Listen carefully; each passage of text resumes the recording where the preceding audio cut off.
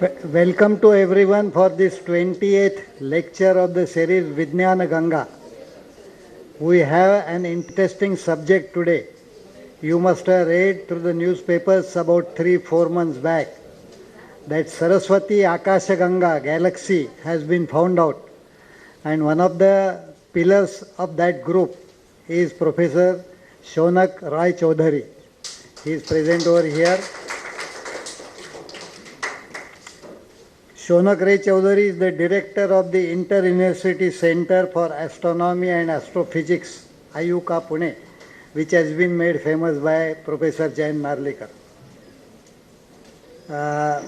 He graduated from Presidency College, University of Calcutta.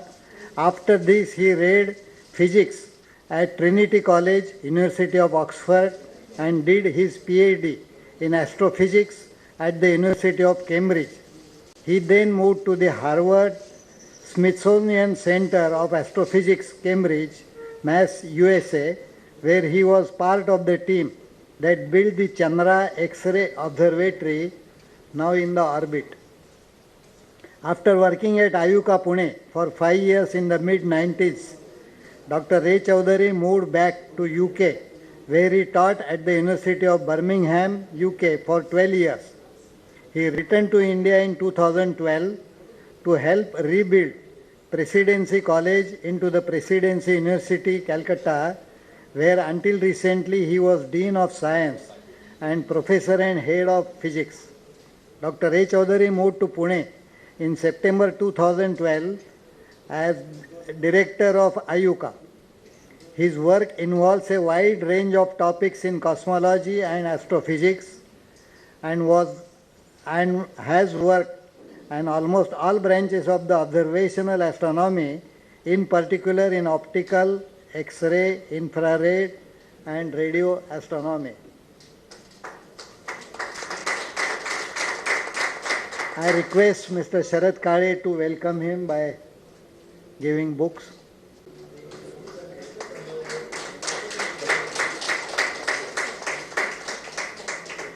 Professor Rai Chaudhary is busy these days in opening yet one more center of LIGO in Marathwada, near Hingoli somewhere, so he often goes there. Not only that, there is a demand from the Hingoli people, especially the collector, to have set up one science center and maybe planetarium also at Hingoli, so that the students around that area will get benefited.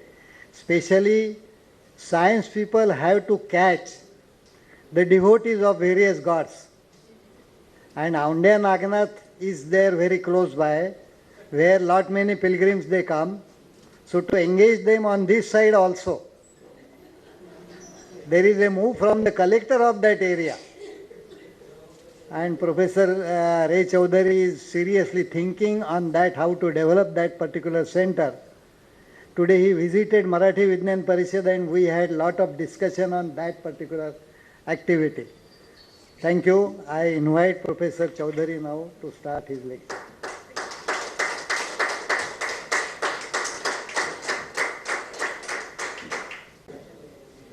Well, thank you for coming. I'm sorry I'm not able to give a whole talk in Marathi just yet. Maybe in 5 or 10 years' time I will be able to.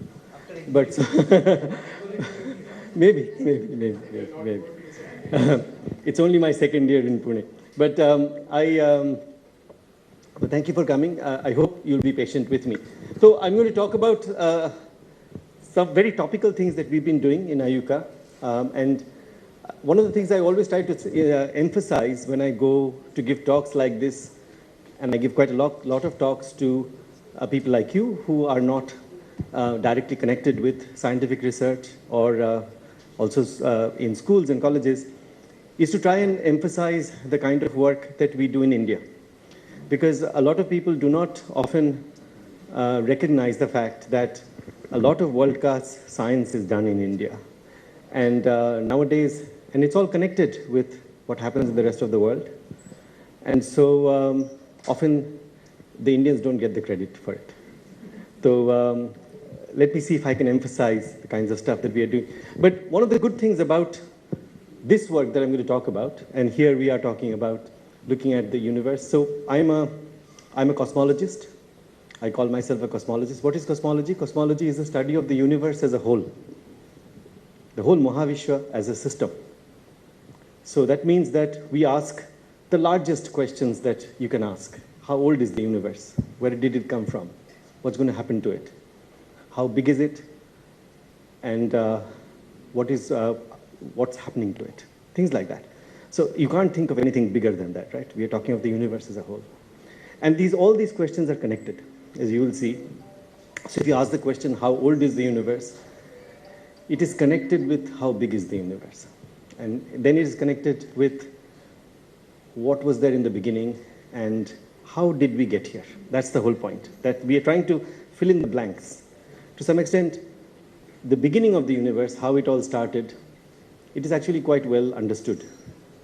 And where we are now, it's reasonably well understood. I can see you here, I know, I can get all your names, you're sitting here. You have to connect the dots now in between. And this is what the main problem is. But it is good to see that science is coming into the mainstream. A lot of newspapers have science news, they cover science news. Also, when Indians make an impact on the world scene, then newspapers, TV, etc., connect this. And what better example than this last week? This was the 1 crore question on Kaun Banega Crorepati last week on Diwali. And this is the topic of today's talk. What Bachchan asked was, what is the name given to the supercluster of galaxies discovered by Indian astronomers in 2017? This is what I'm talking to you about. So who knows the answer to this? Lakshmi, Parvati, Saraswati, or Durga? So there you are, you already know the answer. But this guy did not, right? He went home with 50 lakhs. If only he read his newspapers and kept up with Indian science. See, so now I told my students there and also my colleagues, for the first time I can believe that what I'm doing is worth 1 crore rupees. In cosmology, we always say crore kilometers or crore parsecs, crore light years. Crore rupees we never see. But it's good to see that we are coming to the mainstream, that the final question. In fact, this whole series of Kaun Banega Crorepati had 2 astronomy questions. This one was the last one. And before that, he also asked a question about which is the highest telescope in the world, which is also in India. It is, anybody knows where it is? Highest telescope in the world. Highest in terms of altitude. In the Himalayas, in a place in Ladakh, yes, in a place called Hanle is where we have the Chandra telescope, Himalayan Chandra telescope. So that was also a question, and he asked what is the name of the place, etc. So that's good to see people are coming. Anyway, so what I wanted to do was to introduce to you slowly why we think that this Saraswati supercluster that we recently discovered and talked about, described, is important, and where it comes from. And so let's start by just looking at the sky. So what happens is when you look at the sky, does anybody have a pointer here? There's no laser pointer, no? Or a stick? Any stick would be good. No, okay, fine, doesn't matter. So that's okay, don't worry. I should have had mine. Doesn't matter. So what happens is when you look at the sky, this is a picture of the sky here. And when you look at the sky, this is what you see when you look up at the sky with your naked eyes, right? And what do you see? You see dots of light like that, and these are stars. Stars like the sun, same things. But if you now, I'm an astronomer like me, what you do, you use telescopes, sometimes very big telescopes, and in particular, in order to see very well in the sky, you don't need very big telescopes, but you need to go to space. So here's a picture taken by the Hubble Space Telescope in space of the sky that is as big as that red square. And this picture is full of stars. Every little point is a star. In this picture, as you can see, there is no star in there. But the telescope has seen very deep, and there are only 2 stars there. That is a star, and that is a star. Right? All the other things in there, which you see in between the stars, if you look through a very deep telescope, are called galaxies. So these are called galaxies or Taramandal or whatever, and these are galaxies, and in each galaxy there are 100 billion stars, right? 10 to the power 11 stars. So this is one star, and each of these systems. So the reason that they look similar on the sky is that they're at different distances from us, right? So one of the major problems as an astronomer is to figure out how far away something is. So this is what we do. So I'll tell you a little bit of history about how these little things in the sky, the galaxies, came into being. So if you look at these galaxies, these are called galaxies. The early word for them were nebulae. Nebula means fuzzy things like cotton wool in the sky. So people looked through telescopes and they started seeing these things. They said, that's a star, that looks like a point, but there's this fuzzy thing in the sky, right? What is it? So people didn't know. Actually, you'd be surprised that we learned what I just told you, the fact that these are galaxies and these are stars, the difference, less than 100 years ago. This issue was sorted out in the 1930s, right? Not even 100 years ago.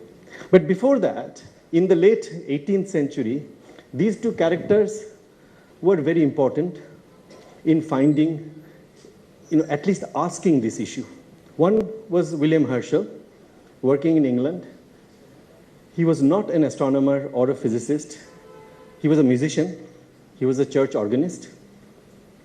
And his hobby was building telescopes. In the garden at the back, he built big telescopes. He would buy these huge steel plates, and he lived with his sister, who was also unmarried, and she was a singer, and she was complaining. She would write in her diary, oh, my brother has brought another big sheet of steel now, and he's going to build this telescope. He was building the biggest telescopes in the world in his garden.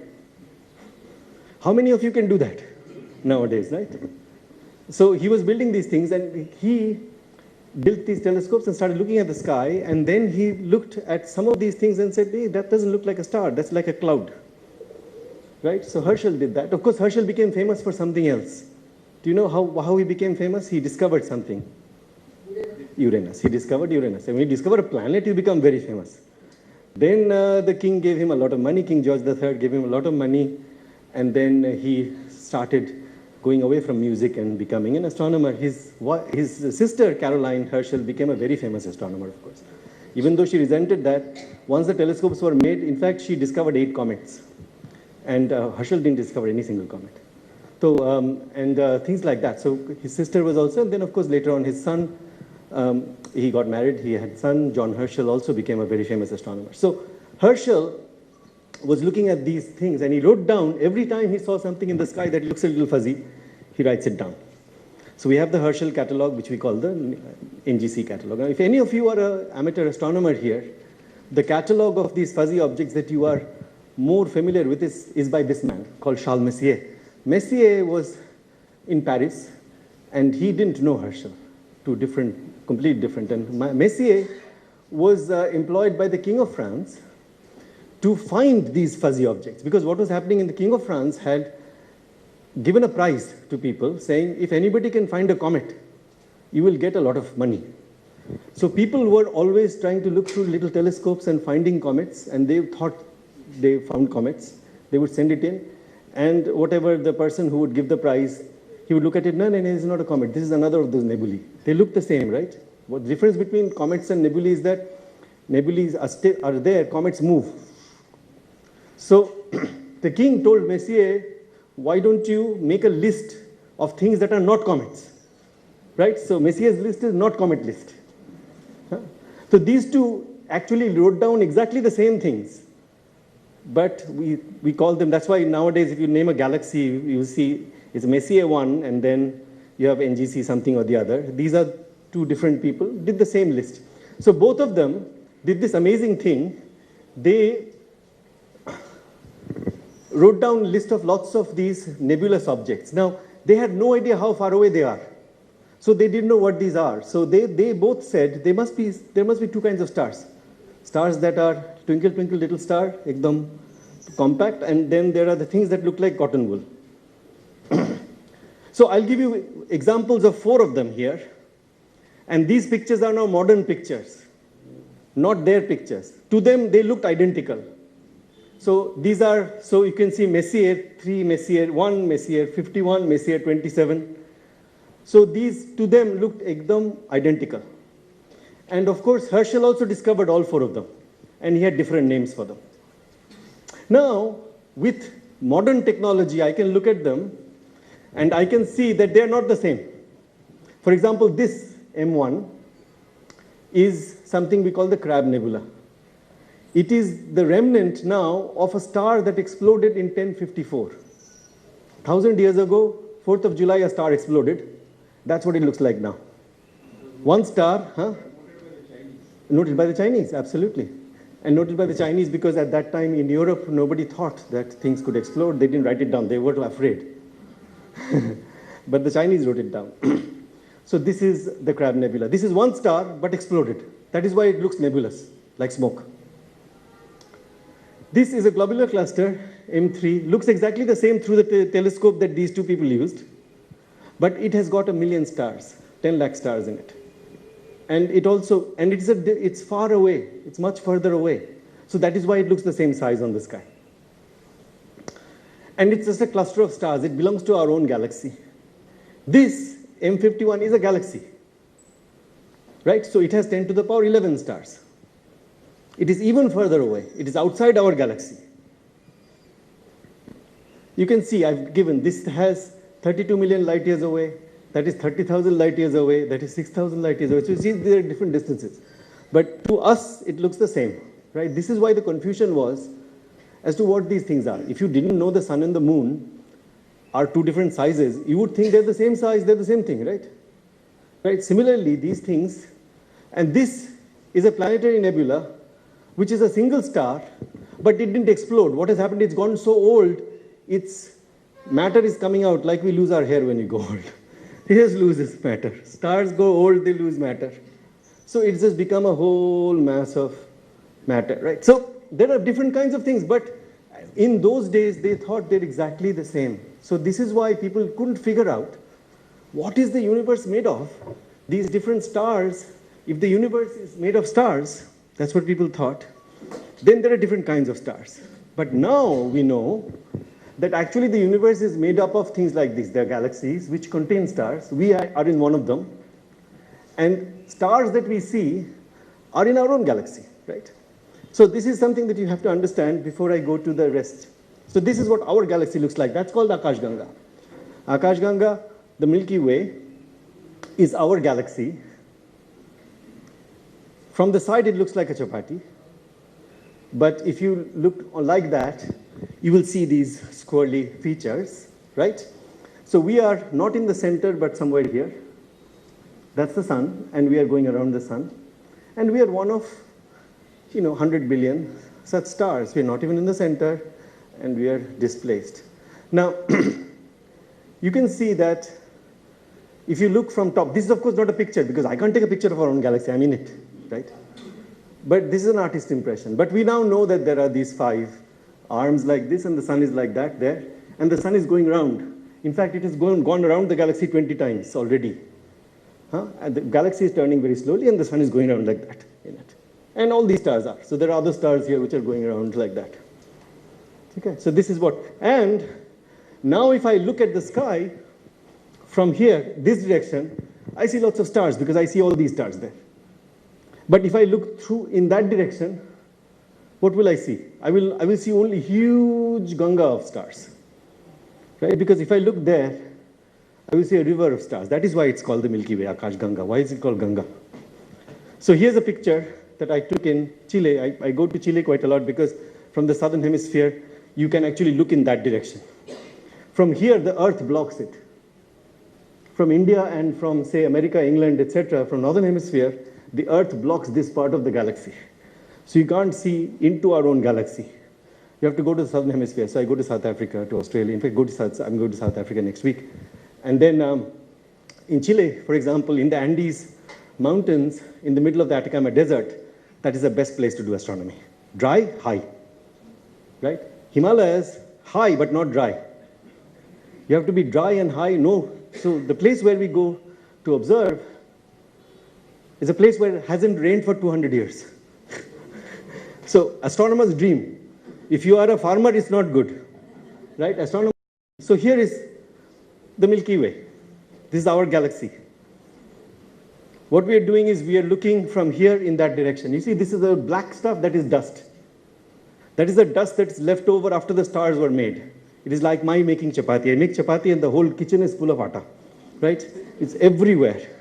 So you make the stars and there's a lot of stuff that's left over, that is dust, right? So this is the dust in the plane, and if you look that direction, you will see this river of stars and there's dust in the middle.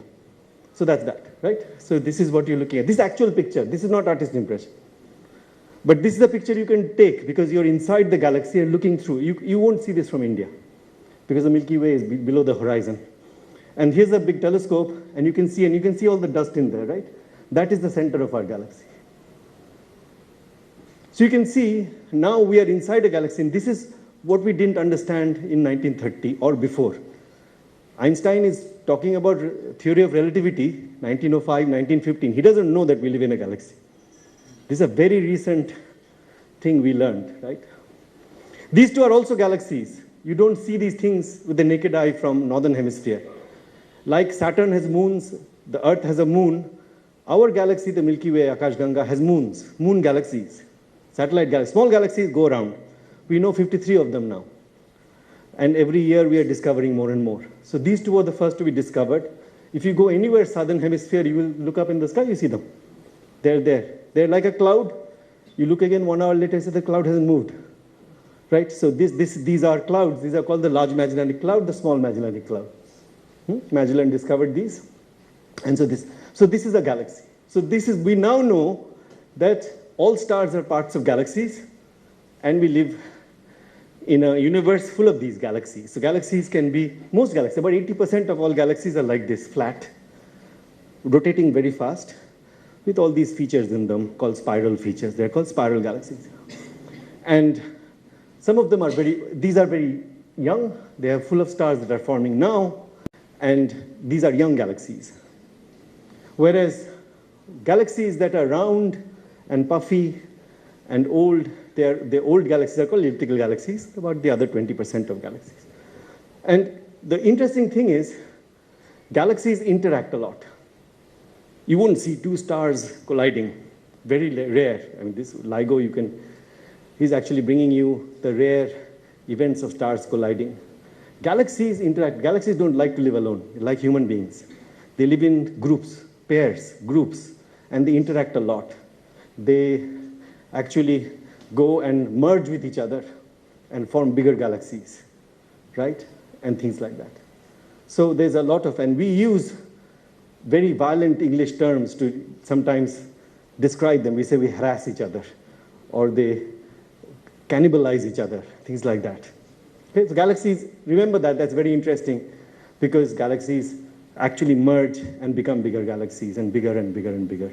And they, even when they don't merge, they're always pulling out each other's stars, right? So this is important, because we are asking the question today as to, if you see large structures in the universe, how did they form? And it's important to understand that the basic unit of the universe is a galaxy, just like the basic unit of matter is molecule. It is a galaxy. And so within a galaxy, there's stars, there's dust, there's gas, there's all kinds of things. They all evolve independently within a galaxy. Unless some other galaxy comes and takes some of your stars. That happens, right? Otherwise, all the stars within our galaxy all stay within each other. So this is interesting. In fact, Herschel found that. Herschel and Messier wasn't worried about how these galaxies are distributed. Herschel actually went for entire his life, he noted all these nebulae down. He didn't know they were galaxies. He knew they were nebulae. But he plotted them on the sky on a map. And he drew this very interesting plot, which we have from the 1780s, 1790s.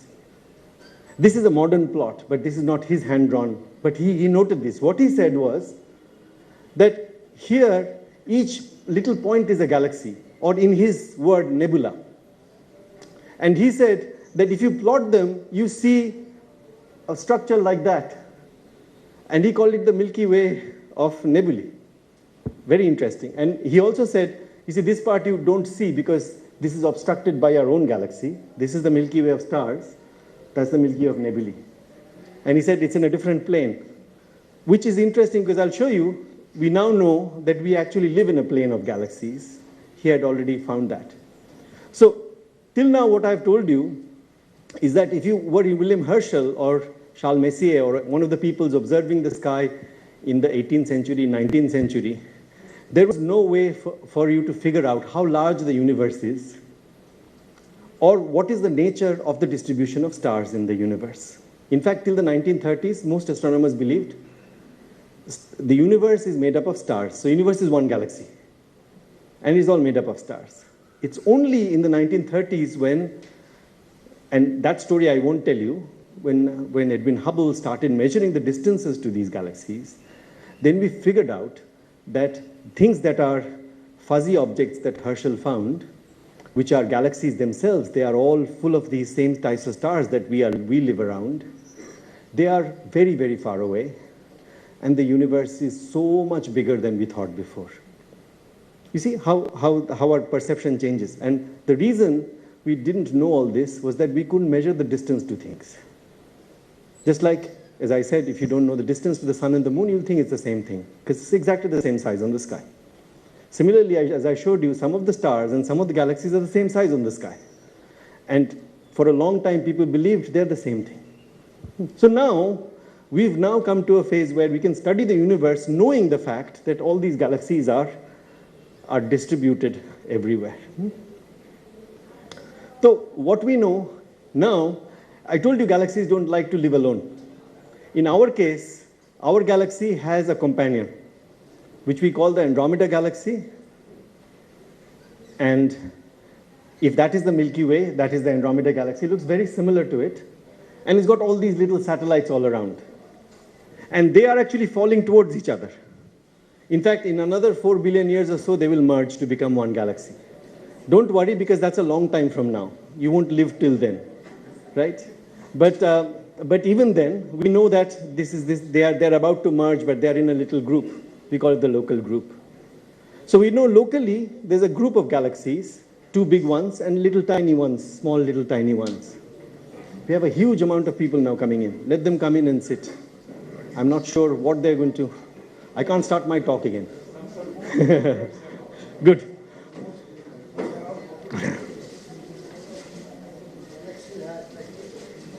Good.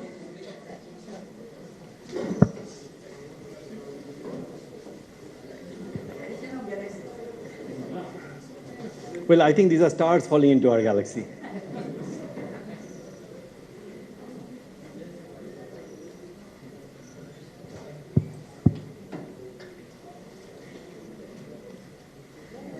So I was talking about 1930 when we first realized that we live in a galaxy.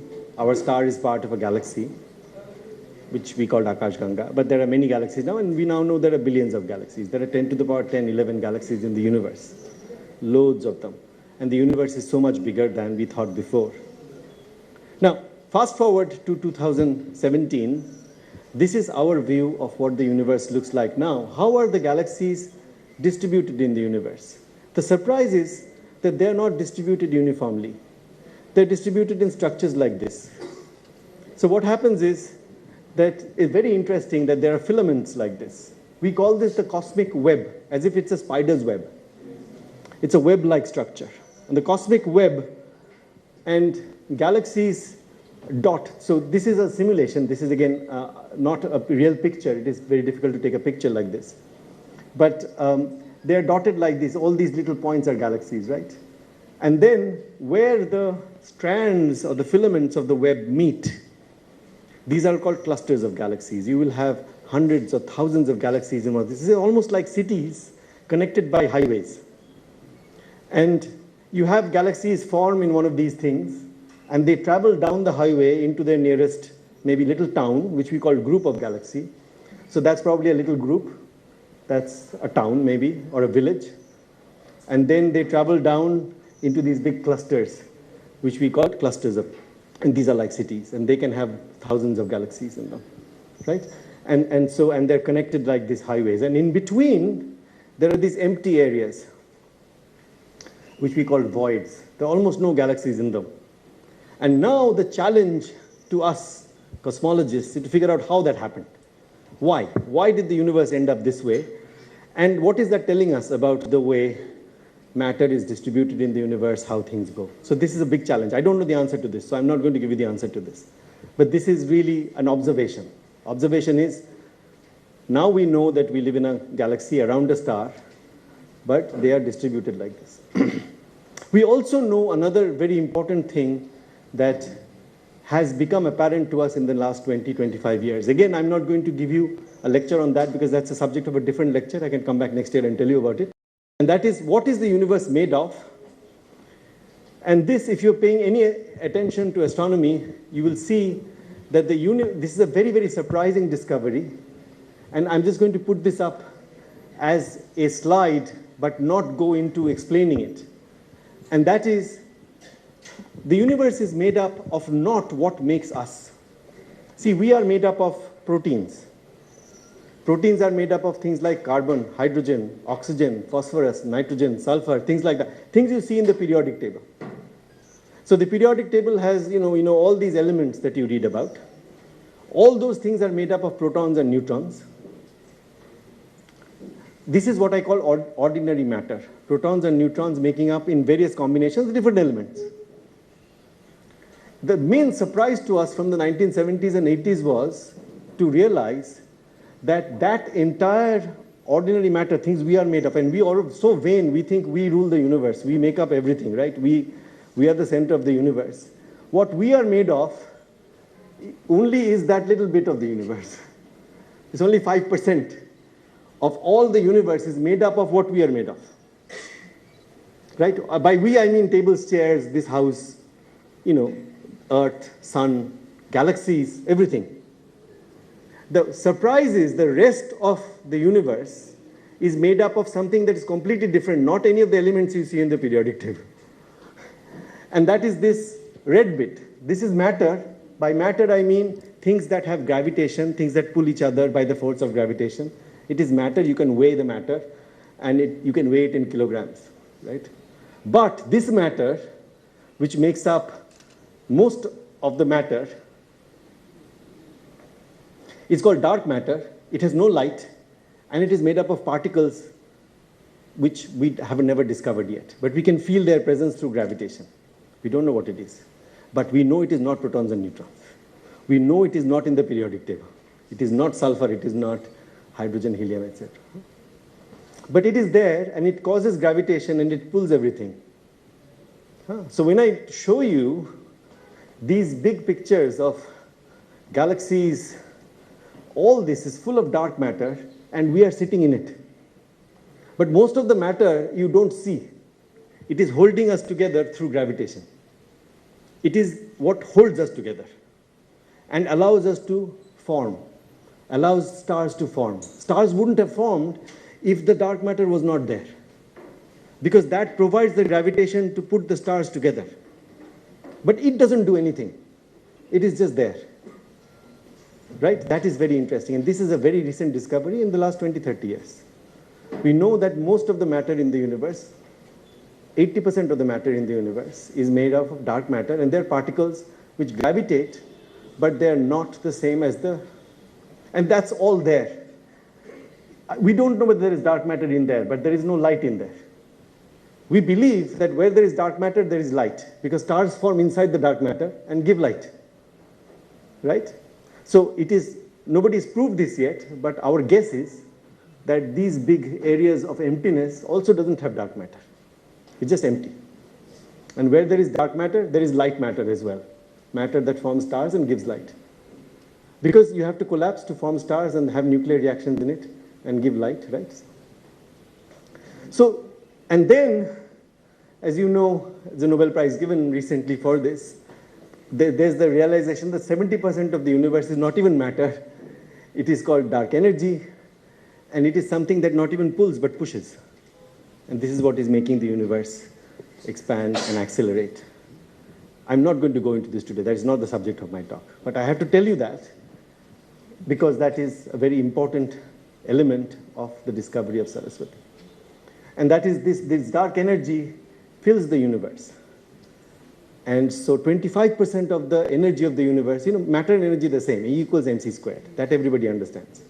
Matter, energy is the same. Only matter, which we call matter, pulls through gravitation. Energy does not pull, right? But they are the same. You can convert energy to matter, matter to energy. So we now know that the universe is made up of mostly energy. 75% is something called dark energy, which we don't understand, but it is there. It does not gravitate. And then 25% is made up of matter. And out of that, 5% is matter like us. Us means galaxies, stars, etc. That we can see. Now, I am an astronomer. I look at the universe and I can see only that gives light. Otherwise, I can't go there. If you are a chemist or a biologist, you can walk into a lab, you can touch your things, right? I can't. My stars are so far away, I can't touch them. So I can only guess. How can I guess? By looking at the light that comes to me. Or X-rays, or gamma rays, or ultraviolet light, or whatever, gravitational waves nowadays. But this is something that they're emitting. Dark matter does not emit anything. So there is no way I can study it. I can only, from my mathematics and physics, infer. But I can't directly see it. So we've inferred that. But this yellow bit is the bit that gives you information. Right? Gives me light, gives me X-rays, gives me infrared light or whatever. So I can study the universe through that little small fraction. So there is a question in astronomy which says, are you biased? Because you get so little information from minority of the universe, and you're not getting any information from the majority of the universe. So that is a good question. We would use the word bias. If you look at any astronomy paper, the word bias comes quite a lot. What is the bias of our observation? I'm not going to go in that either. So I'm going to skip a few things here. So what we do now is that what we do is to find out how the dark matter works, how the large-scale structure of the universe works. We have to do simulations on a computer. We can do that now. Computers are very powerful. So what we do is we start up the universe like this, and then we let it evolve in time and see how these structures form, right? And then ask the question, what is the largest structure that can form? That can be made up of dark matter, in which these galaxies will form, in which stars will form. And the answer is, it depends on what that dark matter is. Okay? So this is very interesting. So if you, for example, have something like this, this is computer simulation. And you can see that I have taken a lot of particles and in the computer let it evolve by a fraction of the particles interacting by gravitation, others not. Just like we know the universe is. And let it evolve, and it gives me a structure like this. And we also know that if I then throw in particles that are very massive, that make up the dark matter, then large structures don't form. If I throw in particles that are very tiny, like neutrinos, then very large structures form, like this. And then if I mix them up, like say 20% neutrinos, 80% large particles, then we can change this nature of the structure. And that is why it is important for us to study what the universe looks like, because we can take this back, right? So we can study the universe, say this is the universe. We have only one universe. We can't repeat the experiment, right? There's one experiment that gave rise to us. So we have to look at the universe and say, so what is the universe made up of? So we go and look at the universe. And so this is why cosmology is an important subject, and it's in its infancy. It has only started. Most of the questions I can't give you any answer. I can only describe to you what we are doing. This is the study of the future, and if any of you here, younger people who plan to take up cosmology, this is your subject. Because this subject will become very interesting in 20, 30 years as we make more and more measurements, and we will be able to see this, describe this, and then ask the question, what kind of constituents of the universe can make this, right? Because we can't see most of the universe. So this is how we have to infer. And this is why studying, so one of the basic questions is, what is the largest structures in the universe? How big is it? Is it a galaxy? Is it a cluster of galaxies, which is made up of 100 galaxies? Or is it a super cluster of galaxies that are made up of thousands of galaxies, 10,000 galaxies, 100,000 galaxies? Just knowing this is important, because that will tell you what that dark matter is. That will tell you what the universe is made of. So this is what we asked. We asked the question, and this we have been working on for a long time, some of us, is trying to see if you make three-dimensional maps of the universe, how big structures can you make? So you see, this is a very important question, and it's also a tricky question. What do you call a structure? These are all points of light. You can't even see what's underneath it. You can't see the dark matter. You see points of light, and they might be not representing what the matter is behind it. So you have to study in various ways. There are various statistical ways, there are mathematical ways of studying structures, which tell you whether a structure is continuous or not. So if you take a structure like this, again, this is a fake, this is a simulated map. Do you call this a structure? Because there's a blob here, there's a blob here, a blob here. Are they connected? You don't know. You can also see, if you're looking through here, are you seeing in projection a lot of things that are in front, behind, and you're looking at all the same thing, right? That kind of stuff. So there is a lot of work to be done in this. So this has only started. So I will go back. So the question is, as I said, how large are these bound structures? How large can they get? This is a simulation, and this is the kind of observation we do. What is the kind of observation we do? We measure distances to galaxies now with various methods and make three-dimensional maps. So this is a three-dimensional map, and this is a section through it. So we are here. Ignore what that says, but this is distance along this axis. And these are far away from us, and you can see that there are, so each red point is a galaxy. So in that particular map, there are about 5,000 galaxies, and you can see that they are distributed just exactly what I predicted. They're distributed in like filamentary structures, and there are big gaps in here, right? This is a map I produced when I was a PhD student, like about 30 years ago. And so that is when this thing was starting, because I began my talk by saying it is very difficult to measure distances in astronomy. So now there are certain ways you can measure distances, and once you measure distances to a galaxy, you can start making these three-dimensional maps. Otherwise, you are here and you're looking out in the sky, you don't know where these things are, right? So that is the whole point. I mean, it's very similar to the situation, say, in the 15th century, 16th century, when the first people were going out in ships trying to figure out what the Earth looks like. And then they essentially built these first maps by reaching some place, finding out the distance, right? So we are map making. That's why cosmology, cosmography is like geography, cosmography. That's what we are doing. So in the 80s, when I started my PhD, I found this. This is a very interesting survey of galaxies that I did. I was a PhD student in Cambridge, and what we started by doing was taking big chunks of the sky, getting galaxies, and measuring distances to them, and then drawing three-dimensional maps. Computers were not like today.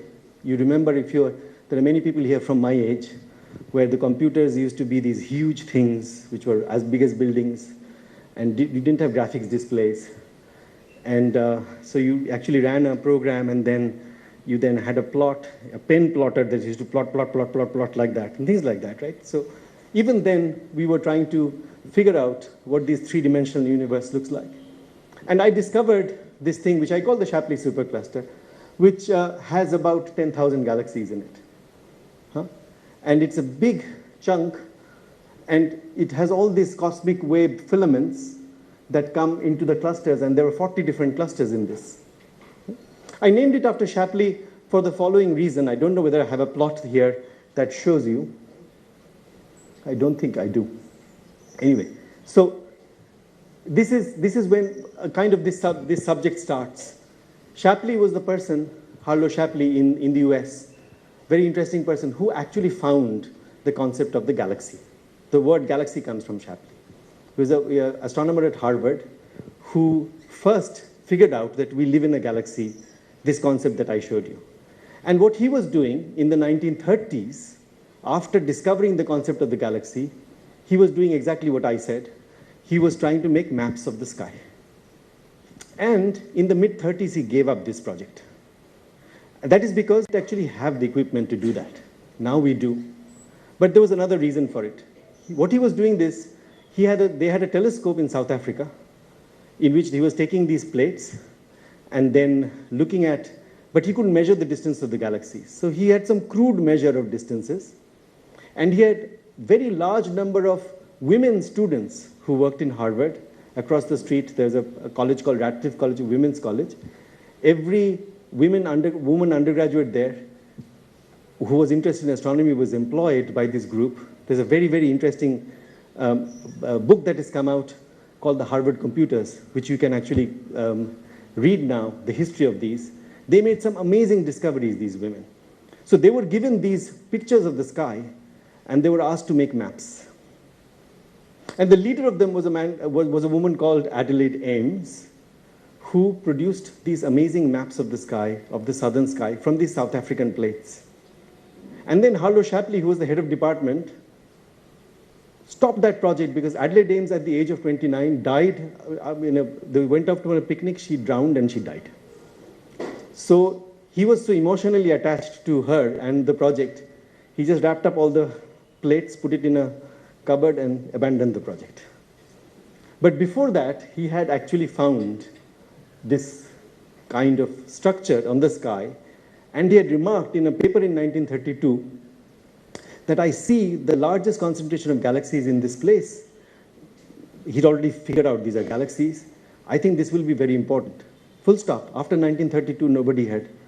And I was doing something completely different in 1988, 89. And I came upon this, but I now had the instruments to go and measure the distances, redshifts, etc., and make a three-dimensional map. And because I was reading Shapley's autobiography, at the same time, I realized that I had come across exactly the same thing. So I wrote this paper, and then I said I'll name it after Shapley. Because, of course, he was the first person who found it, but he realized that it was important, but he abandoned it. And from 1935 to 1989, there was no mention of the whole thing. Now, when I wrote this, I was a PhD student, and I was giving talks everywhere, and very senior scientists were telling me, hey, how can you do this?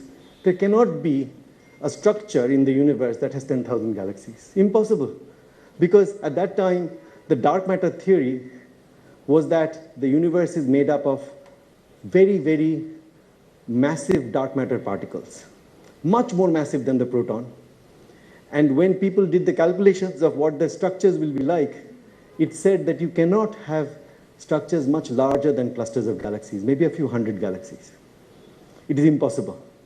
So I remember going to conferences, giving talks like this, showing this, look what I found. And they said, impossible. What you found is not, they can't be bound structures. You're making a mistake. Now this has become hugely fashionable. Amitabh Bachchan is talking about it, right? So it has to be fashionable. But so the Shapley supercluster remained. People started working on it. I did some work on it. I moved to different areas. As you heard, I went to make space telescopes and stuff like that. So I moved. But other people were working on it. And now, slowly, people started finding more and more structures like this. Now, I'm going to jump some slides because we are running out of time. And I'll come to the modern era. So let me look at what the galaxies look like, where we are here in the middle. When we look at the nearest 100 galaxies, they look like this. It's a filament. We are in a filament. And this is why what Herschel called, I showed you, the Milky Way of galaxies. If we go out from it, this is our local filament that we live in, but much larger. This is now called Laniakea. It's a Hawaiian word by Brent Tully, who discovered this. This is what it looks like, our neighborhood. We live somewhere around here. And it's like the fan of a peacock. All these filaments going out, right? Very beautiful. We don't know how these structures are made. But this whole system has maybe 1,000 galaxies. This is a little bunch of galaxies, a supercluster, not a cluster, because cluster is like the junction of a city, right? A junction of the web. We call these superclusters because these are made up of many clusters joined by these filaments. Laniakea is where we live. This is as if our local country, right?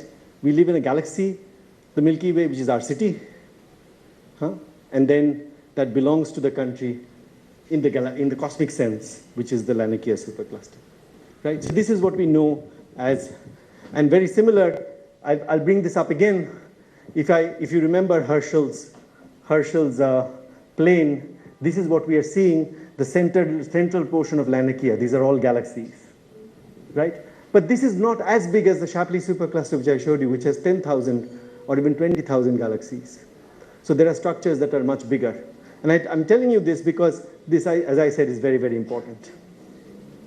So, and then, where is it? Oh, my thing is missing. So then we started doing things like this in many, many other parts of the sky. That's called the Pisces-Cetus supercluster. Again, such big structures were being discovered. Many thousands of galaxies. Slowly, over from 1990 onwards, people started looking at these things and saying, wow, now you see these big structures. So which one is more precious to me? The dark matter theory, which says that the universe is such that there cannot be big structures, or the big structures that we see? And slowly these things that we started finding started killing off the theories that people had of the universe being made up of dark matter, predominantly made up of very heavy particles. And then dark energy came along. Dark energy came and told us that actually the universe is not made up of matter, as I told you before, but it is made up of energy that pushes. That, it turns out, makes having very large structures much easier, right? So we could have actually probably predicted dark energy by when we started finding these big structures. But now we know that a combination of dark energy and dark matter can produce some really large structures. But it's still important to know how large can these structures be. So the finale of this story is as follows. At the end of the 90s, when I worked at IUCAA, Joydeep Bagchi, who was one of the professors then I started working on, finding these filaments from various maps of the sky, not just optical maps of the sky, but the maps made up of galaxies found by radio telescopes and X-ray telescopes and things like that. And we found this amazing system.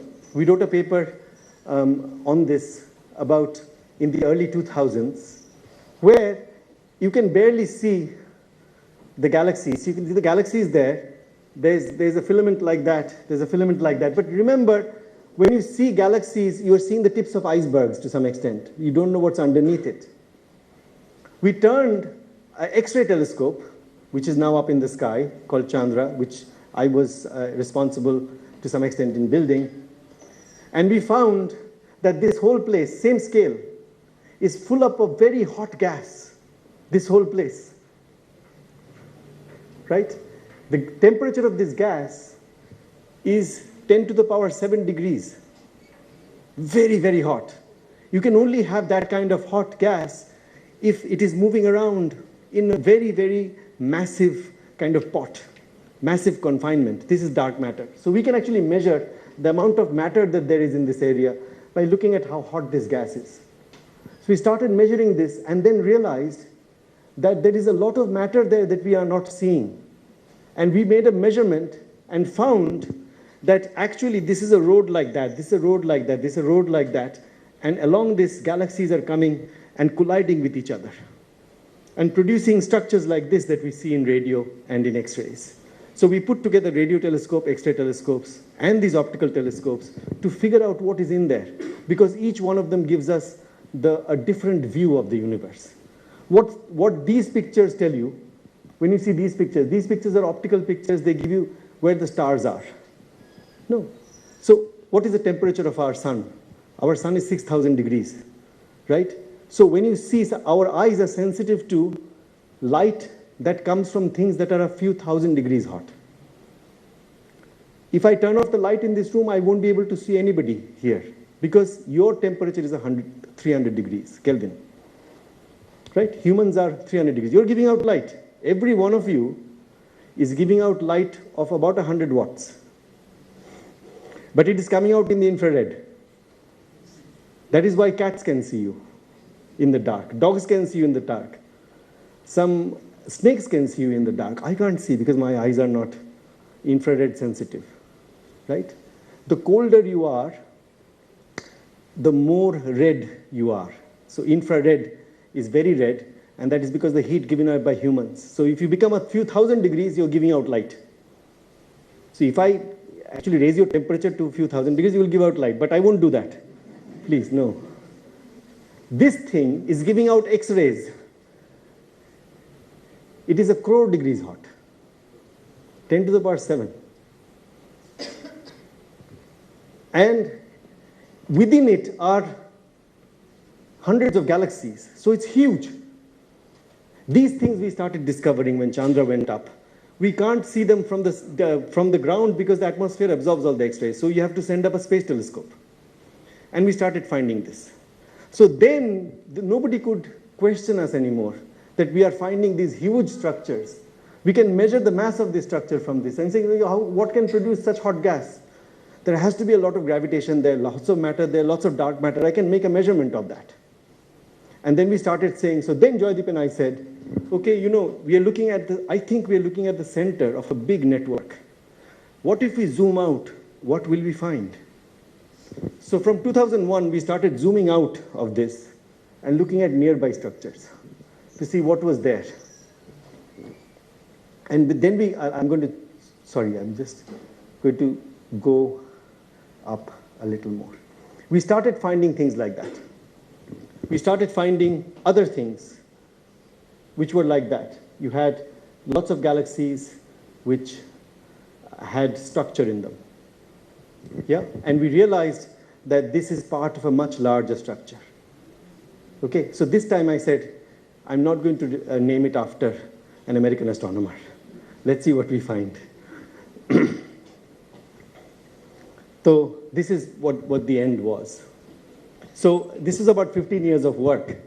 And finally, slowly, we assembled a three-dimensional map of the whole structure.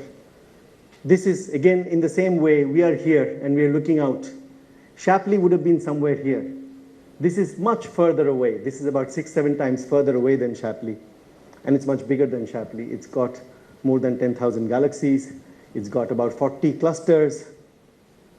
It's a huge thing. And that whole thing, right?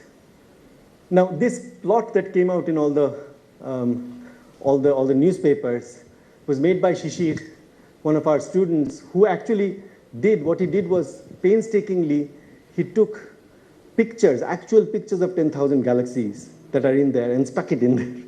So these are actually little JPEGs, but you don't see them because they all look the same. But all of these are spiral galaxies or elliptical galaxies, and they're all put in there and all pixelated. So it's a beautiful picture of this system that you see. And this is the largest structure in the universe now. It is about 200 megaparsecs long, megaparsecs meaning millions of parsecs. That is, 1 parsec is 3 light years. So that's almost 600 million light years long. It has 40 massive clusters. It has 10 to the power 16 times the mass of the sun. And we can prove that the central 5 clusters are actually collapsing, just like our galaxy is collapsing towards our neighbor. Nobody has seen this before. And this is why it made it to the front page of all major newspapers in the world when we announced it. Right? So this is where we stand. I just wanted to tell you about how we found the largest structure in the universe. Of course, it was very interesting to see how the world responded to it and how India responded to it. I began the talk, a lot of you weren't here, began the talk by showing that it made it to the final question of Kaun Banega Crorepati last week. But when we actually published this, it came out everywhere. Mamata Banerjee, Vasundhara Raje, everybody tweeted, right? It's not, Chief Minister is tweeting. It's amazing. About a scientific discovery hasn't happened yet. And major newspapers had big things. Of course, the Pune newspapers went mad because, of course, this happened in Pune. So, of course, a lot of coverage in national newspapers, etc. It is good. I mean, I'm not boasting here. I think it is excellent that a homegrown discovery that people here have made actually made the media sit up without us canvassing much. Because this also, again, what happens, you know, if the foreign media publishes first, people get interested. It is like films becoming interesting after a foreign film festival says good, right? So what happened was when it came out, it was published in the American journal, Astrophysical Journal, so they published a press release, and then Science picked it up, and Nature picked it up, and then a Spanish newspaper picked it up, and then the Indian newspaper started calling, saying, what is this? So this is very interesting. So that's what happened. So now this is a plot of the structures of the various superclusters around us from about 5 years ago. And you can see that they have Pisces Cetus and all these things, the Shapley supercluster, etc., all are there. Now, Saraswati is not there. Why did we call it Saraswati, by the way? It wasn't to name after, a lot of newspapers said we called it Saraswati after the goddess of education and music. But actually, in our mind, Saraswati is a river. Because Milky Way, as you know, is Akash Ganga. It is the Akash Ganga of stars. And when you look at this structure, it reminded us of the heavenly river, which is, of course, Saraswati. I think Vasundhara Raje was very interested because they're also looking for the Saraswati river somewhere in Rajasthan. So she got, they found Saraswati. People are, you know, different. But anyway, so this Saraswati would be not here, but about 5 times away from here, right? Somewhere there, and it's huge on this scale. I should draw a picture now of its being almost around like that, but so far away. And so this is why I think it's very interesting not only to find a big structure, but also to find a much bigger structure than we've known before, but also far away. And I would end today's talk by saying that this is something that a lot of people don't understand. When you see something far away, it has another connotation in astronomy. You see, in astronomy, we are stuck to the Earth. We can't move. So we are looking at light. Light is coming to us from far away. And light takes time to reach us. So when you're looking at something that is, say, 10 light years away, it has taken it 10 years to come to me. So I'm looking at it as it was 10 years ago. That might not be there now. Right? So when I'm looking at something that is 200 million light years away, it is from 200 million light years ago. So when the universe was already much younger. So to me, the more interesting thing than just the wonder of the numbers is that such a big structure formed when the universe was much younger. People were doubting us when we found these big structures now. He says that the universe is not old enough to form these huge structures. But we've now found big structures when the universe was much younger. And that also is very interesting, because that also puts constraints on how we think things grow in the universe. So that's right. So I'll just stop with showing you the names of the authors of the paper. Shishir is a first-year PhD student working with us in IISER Pune. Joydeep Bagchi and I work at IUCAA. And again, I think IUCAA's, if you know about IUCAA, I don't know whether you know about IUCAA, is an institute in Pune that was set up by Jayantrao Narlikar in the 1980s under the help of Yashpal, who passed away recently. And the idea of Yashpal was that, as UGC chairman, he wanted to set up a center where people who work in universities and colleges who don't get a chance to do any research can come and do research. That is why it is called Inter-University Center. So we have 150 college teachers and university teachers who are associated in IUCAA, who come we give them free money to come and work whenever they can. And this number is growing. So 2 of these people, Prakash and Joe. Joe is a college teacher in Kerala. Prakash is a college teacher in one of the NITs. And they come and do this work with us.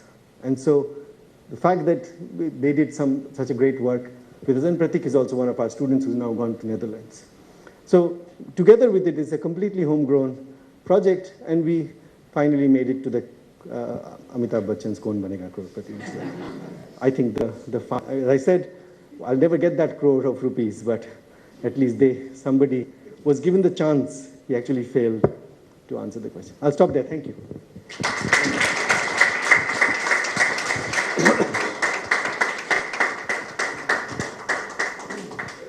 So we brought the person worth crore of rupees. 5 questions. Who will hit first?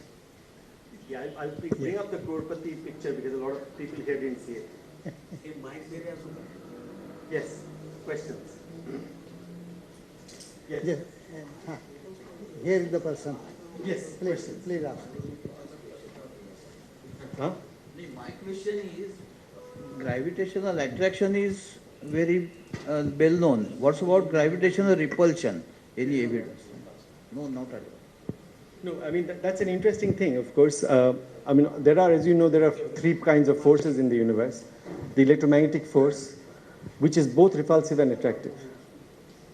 The nuclear force, which keeps the universe, the nucleus together, strong force, which is actually attractive, and gravitation is attractive. There is no repulsive analog of gravitation that has been found yet.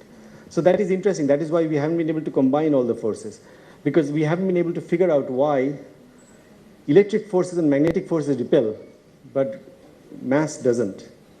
So that is that. When we do, then we'll have the whole theory of gravity, the quantum theory of gravity. Anybody else? Yes. My question is there any algorithm to calculate the position of star? There were no computer in older days. Then how you are determining the actual position of star in 3 dimensions, whether they are beside or apart from each other? The position of star. Okay. 3-dimensional positions, you know, there are many different answers to your question. Let me think of how to frame the answers. First of all, you talked about how people knew the relative positions of stars when there was no telescope or computers. As you know, most of mathematics that we know was developed for that. How was calculus found? Newton developed calculus in order to calculate the motion of planets, right? To prove Kepler's laws, for example. And if you look at the ancient mathematicians, even in India or abroad, Aryabhat, developed the decimal system. Why? Because they were all astrologers. They all wanted to know how stars moved. Now, standing today, I don't believe in astrology because I don't think it is actually a science. But I'm very grateful to the astrologers because they developed the mathematics to make this system so that we can understand how things move. So in those days, you couldn't really find the distances. So the 3-dimensional nature came from certain models of motion, right? So you saw how things move, and then you figure out how far away it is. So for example, if things move in the same way, then things that are very close will move very fast on the sky. Things that are moving very slowly are further away, and things like that. Yeah? And also, as the Earth moves, you can see things move, things like that. So slowly people understood how the structure of the distribution of stars is. Right. And that also happened very recently. When you're talking of many years, or many thousands of years ago, or many hundreds of years ago, people had no idea. Because nobody even knew what these stars are. We are talking about our understanding stars belonging to a galaxy only 100 years ago, less than 100 years ago. Right. So when people were talking about stars moving from one part of the sky to another, they were either talking about planets which move or comets which move, or they were trying to measure the relative distances of certain stars. In India, for example, people were not interested in the stars at all. They were only interested in the stars that are in the path of where the planets move, the so-called ecliptic. And these are the nakshatras we know. The 27 nakshatras that we know are groups of stars. And people studied them quite a lot. But even then, they had no idea that if you take a nakshatra or a group of stars, like say Saptarshi, you take Saptarshi, the 7 stars, the 7 stars are different distances. They're not even together, right? They had no idea.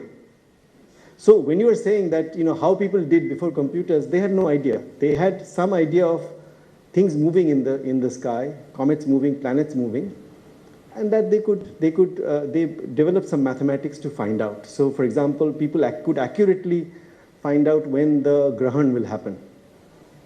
And they had set up a very nice system of mathematics, difference equations, no calculus before Newton. Actually, there was a form of calculus in Kerala in the 11th, 12th century, but they formed some nice difference equations. They had worked out the mathematics. And a lot of mathematics development happened to do just that, to predict where a certain star, when they said star, it's not a star, it's a planet or a comet or something like that, will be in the future, to predict eclipses, to predict certain things. Yes, any other questions? But then there was no measurement instrument, so the timing was perfect. No, it was not perfect at all. It was perfect to only the error of your instrument. I mean, for example, before the pendulum clock came, which was 200 years ago, 250 years ago, there was no way of accurately measuring time. So the accuracy of measuring time was few seconds. And few seconds, if you try to measure time by transit of a star, that's few seconds of an angle, right? Seconds of an angle. So that is not very accurate at all. So we didn't have very accurate measurements. We had accurate measurements of, Mangal and the nearest planets and things like that. But there you don't need very accurate, they're moving very fast. So you don't need very accurate measurements. But 100 years ago, 200 years ago, you couldn't measure at all. I mean, you didn't have accurate measures of time. And you need accurate measure of time to measure positions of stars because we are moving very fast. Right? So the main breakthrough came to measure longitude was the pendulum clock. Now, if you look at the Jantar Mantar is a very good example of the kinds of instruments that were being used because very huge instruments. So if you make an error, it becomes small. And Jantar Mantar is used to measure the positions of stars, that kind of stuff. Tycho Brahe had built things like that. Same thing, Tycho Brahe was measuring positions of stars, things like that. And of course, Jai Singh built those things. Now remember Jai Singh did no science with them. Jai Singh built them as monuments. He had a telescope. By the time Jai Singh was making those things, Galileo had invented the telescope. So he actually sent one of his courtiers to Portugal to get a telescope. And so he was doing all his observations through a telescope. But the Jantar Mantar you can now also use to see. And then a lot of people now are working out what is the accuracy of the Jantar Mantar. Take the Samrat Yantra in Delhi, the big one, or in Jaipur. Those things, the accuracy of measurement is still a few minutes of arc. Not good enough, not good enough for measuring. You can't measure displacement of stars with that. So you really didn't need much mathematics to look at motions of stars. You only could do some planets, and then the accuracy is not much. You don't need much. You started with the age of universe. So how old is it? The universe, as we know now, that is very accurately known, is 13.7 billion years old. By billion, I mean 10 to the power 9. And this measurement comes from many, many independent measurements. The most accurate measurement comes from as the cosmic microwave background, which the Planck satellite has measured very accurately.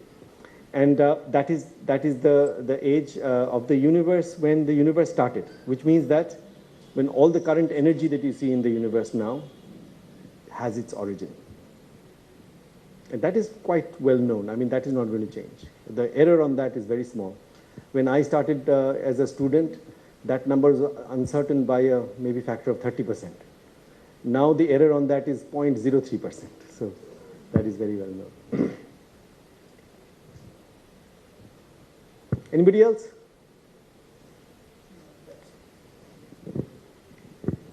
Thank you, Shomak.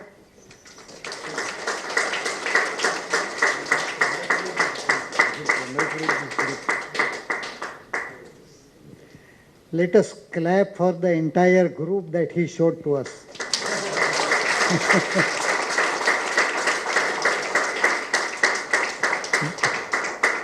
When we started this lecture series and named it as Vijnana Ganga, we never knew that one day we will call the Saraswati over here.